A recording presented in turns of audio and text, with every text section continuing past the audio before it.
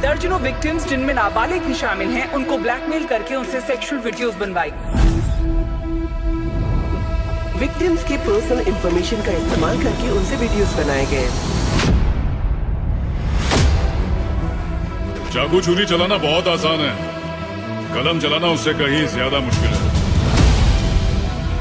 तूने कहा तूने किसी को देखा? हम सच में कुछ नहीं जानते। बजरंगबली कैसे मिलवाएंगे मुन्नी और पवन को? पवन कैसे बचाएगा मुन्नी को? नमस्कार दोस्तों, मैं हूं आपकी होस्ट पंखुरी और आप सबका बहुत बहुत स्वागत है बॉलीग्रैड स्टूडियोज में। दोस्तों, हम बात कर रहे थे बजरंगी भाईजान की, तो इसकी कहानी के चलते चलते मैंने आपसे कहा था कि कैसे मुन्नी और उसका भाई इंडिया आ जाते हैं और फिर वो बजरंगबली की मूर्ति के नीचे बैठे होते हैं। मुन्नी की नज़र हर जगह पवन को ढूंढ रही होती है, लेकिन कहीं भी पवन उसे दिखता नहीं है। तभी उसकी नज़र उसके भाई पर पड़ती है जो कि एक बंदर के पीछे भाग रहा होता है, तो मुन्नी भी उसके पीछे भागती है। वो बंदर भागते भागते घर की छत पे जाके बैठ जाता है और उस घर से निकलता है पवन। जी हाँ, तो बजरंगबली इस तरीके से पवन को मुन्नी से मिला देते हैं।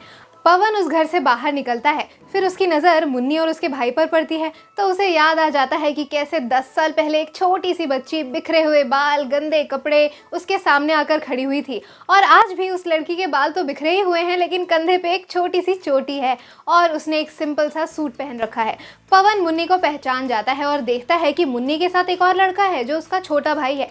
फिर 1 घंटे के अंदर अंदर मुन्नी सारी बातें पवन को बता देती है कि कैसे उसके घर पर, उसके मुल्क पर आतंकवादी हमला हुआ, उसके माँ बाप मारे गए हैं और वो दोनों यहाँ पर भाग कर आ चुके हैं। यहाँ तक कि पाकिस्तान के कुछ टेररिस्ट बता रहे हैं कि मुन्नी उनके गैंग में थी और अब जो कि वो भाग गई है तो उनका उससे कोई लेना देना नहीं। इन्हीं सब के चलते इंडिया में भी ये खबर वायरल हो जाती है और इसी के चलते एक वांटेड क्रिमिनल जो ये घोषित कर दिए जाते हैं मुन्नी और उसके भाई, इसीलिए मुन्नी की कोई इन्फॉर्मेशन दे देता है कि वो पवन के घर में छुपी हुई है। इसी कारण से पुलिस आती है, उसके घर खोजबीन होती है। फिर पवन के पास मुन्नी और उसके भाई को लेकर भागने के अलावा और कोई चारा नहीं होता है। वो उन्हें लेकर भागता है, तीनों छुपते फिरते रहते हैं और जब भी उन दोनों पे कोई मुसीबत आती है तो पवन उन दोनों की रक्षा करता है। लेकिन जब एक दिन पवन बाहर गया रहता है तो महिला पुलिसकर्मी आकर मुन्नी और उसके भाई को गिरफ्तार करके ले जाते हैं। वहाँ पे उन दोनों से पूछताछ की जाती है और कोई मुन्नी की बात मानने को तैयार ही नहीं है, कोई उसकी स्टोरी सुनने को तैयार ही नहीं है।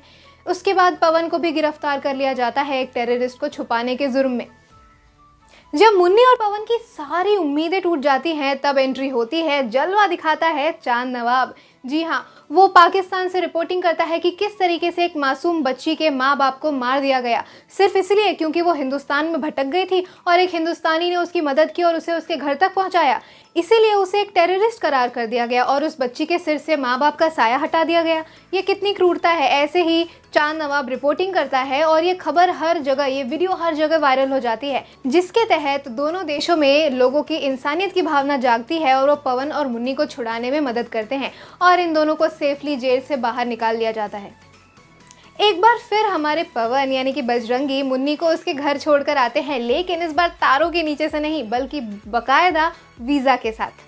तो दोस्तों, कैसी लगी आपको ये कहानी, हमें कमेंट सेक्शन में ज़रूर बताइए। आज के लिए इस वीडियो में बस इतना ही। अगर आपको वीडियो पसंद आई है तो इसे लाइक कीजिए, शेयर कीजिए और बॉलीग्रैड स्टूडियोज़ को भी ज़रूर सब्सक्राइब कीजिए। आज की स्क्रिप्ट लिखी है तन्नू ने।